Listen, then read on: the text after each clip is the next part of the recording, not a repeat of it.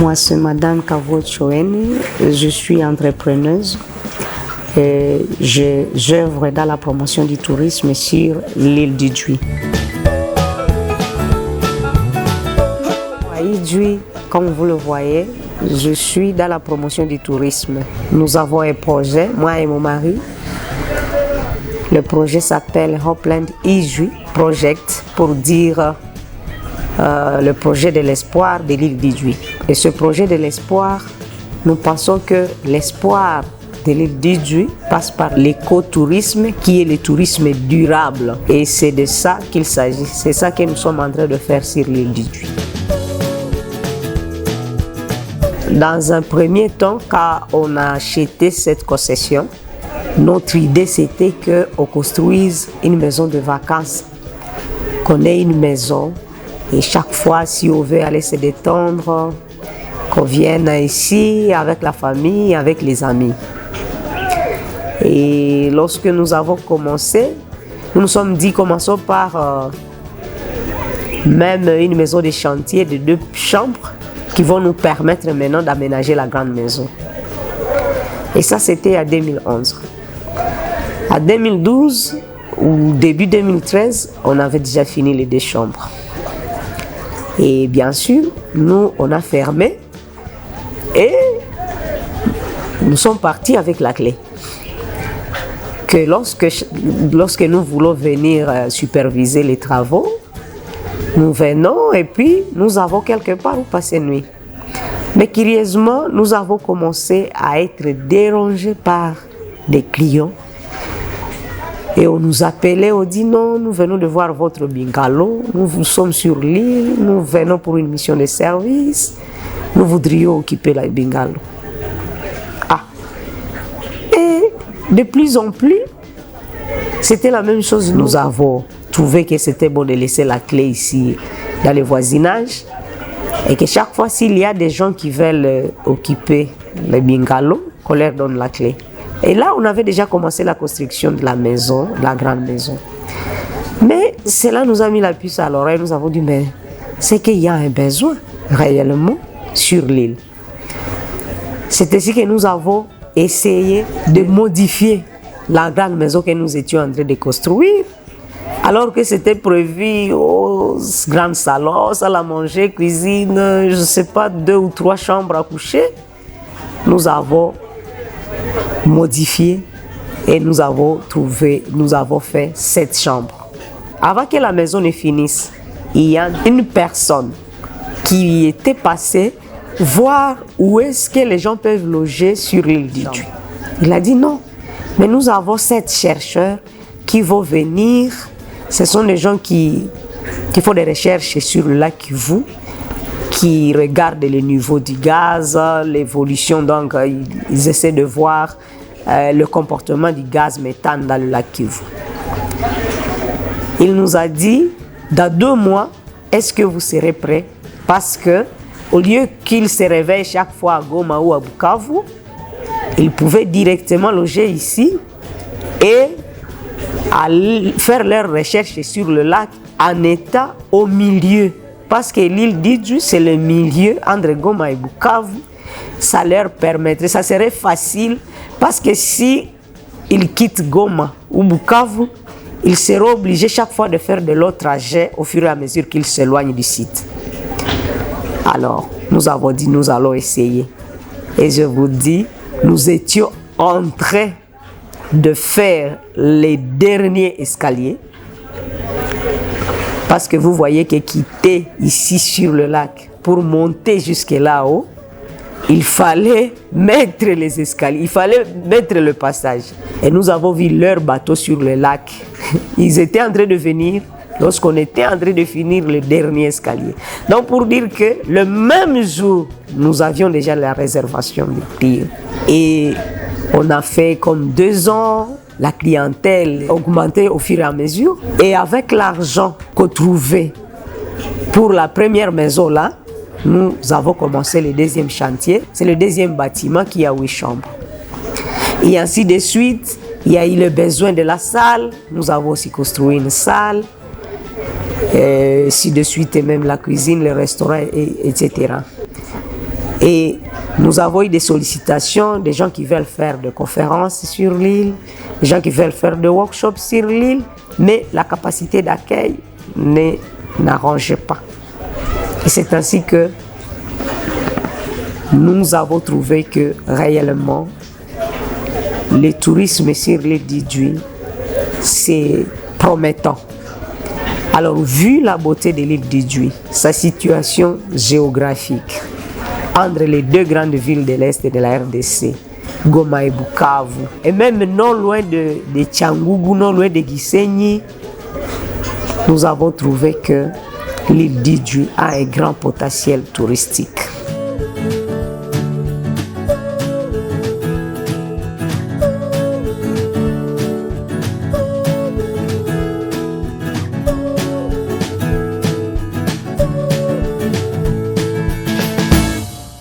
Il y a aussi un deuxième problème qui peut se résoudre par le tourisme sur l'île d'Idjoué, c'est la démographie.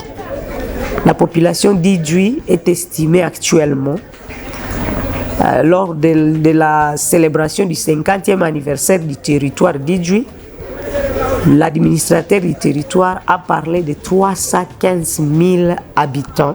Donc ça signifie que la densité sur l'île d'Idjoué, c'est au-delà de 1000 habitants au kilomètre carré. Dans un espace qu'on ne peut pas augmenter parce qu'elle est délimitée par les eaux et avec des taux de natalité élevés. Donc l'île d'Idjoué ne peut pas se développer par l'agriculture et l'élevage. Comme toutes les îles, l'île d'Idjoué nécessite un aménagement touristique. Et c'est comme ça que nous sommes lancés, nous sommes vraiment lancés, nous sommes engagés dans la promotion du tourisme sur l'île d'Idjoué et nous pensons le faire sur 5 axes principaux. Parce que le tourisme, ça ne signifie pas seulement avoir un hôtel. À plus de l'hôtellerie, des infrastructures hôtelières, il faut aussi avoir quelque chose d'attrayant, à part la beauté de l'île d'Idjoué bien sûr, mais il faut avoir quelque chose, une motivation des gens pour venir sur l'île d'Idjoué. Et nous avons ciblé le sport, la culture, l'éducation et la santé. Parce qu'au départ, nous sommes un couple de médecins. Et c'est pour cela que d'ailleurs, nous avons initié le festival Matumaini. Et le festival Matumaini a pour objectif de booster le talent des jeunes dans le sport, dans la culture, mais aussi de permettre aux gens de venir découvrir l'île d'Idjoué.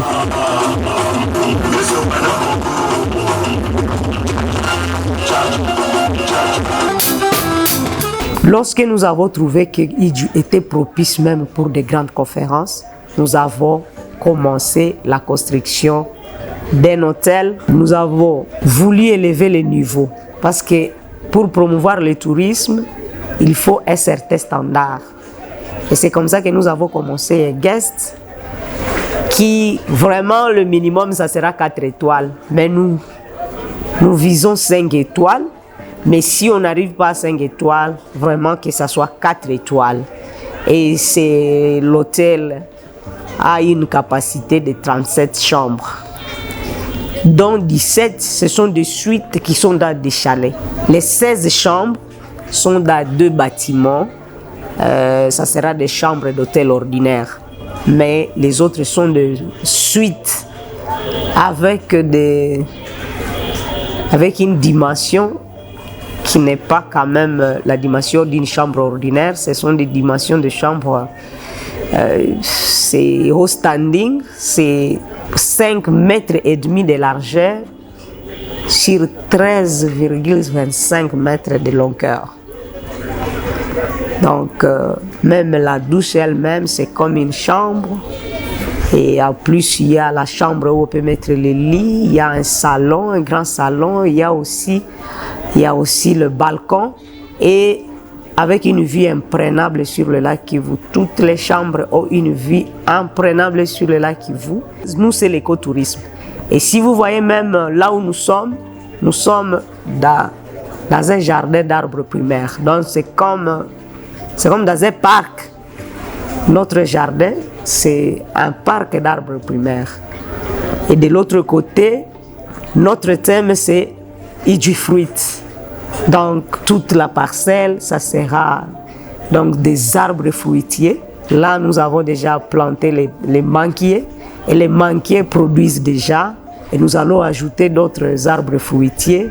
Donc, l'hôtel là, ça sera comme un jardin d'Éden. Et nous pensons que le jus qu'on donne au petit déjeuner, ça sera vraiment fait des fruits qu'on cueille directement dans l'hôtel.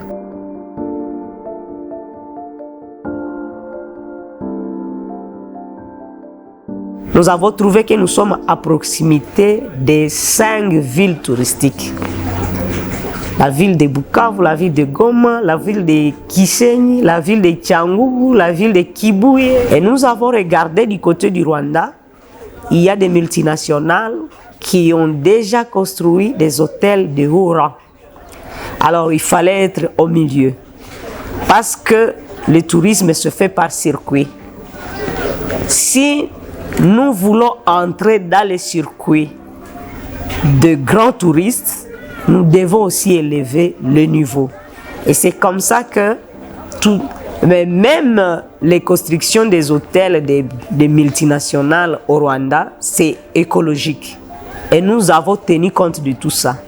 Donc, nous misons sur les circuits des touristes qui viennent du parc national de Kahuzi-Biega, du parc national de Virunga, du Rwanda.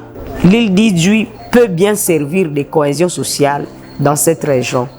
Et nous croyons et nous savons que cela va arriver. Il suffit seulement qu'on ait des infrastructures qui répondent à de bonnes conditions. L'île d'Idjwi est propice pour héberger des grandes conférences, des conférences pour résoudre des grands problèmes de la région et même planétaires. Là où nous avons érigé le deuxième hôtel, le chantier, là, ça s'appelle Mudusa. Et moi, j'ai dit, dans les années à venir, on ne parlera plus de la conférence de Copenhague pour le réchauffement climatique. On parlera de la conférence de Mudusa.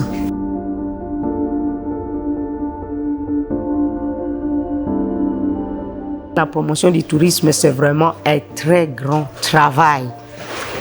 Alors, il faut la participation de tout le monde. Ça ne peut pas être fait par un seul projet, ni par une personne, ni par 2 ou 3 personnes. Le gouvernement a à prendre des dispositions. Et là, nous disons merci parce que le gouvernement a déjà mis l'île d'Idjwi sur la liste des 4 zones d'extension touristique, les 4 zones pilotes d'extension touristique. Mais jusque-là, il n'y a pas encore des aménageurs, il n'y a pas encore des investisseurs. Nous demandons au gouvernement qu'au lieu que ça soit théorique, il faudrait que d'abord le décret sorte. Parce que quand nous en parlons aux gens, c'est vrai, c'est écrit, mais on n'a pas encore vu une loi qui est déjà sortie et qui est déjà certifiée, donc promulguée. Voici les 4 zones d'extension touristique et voici les avantages que nous accordons à ces 4 zones d'extension touristique pour pouvoir attirer les investisseurs.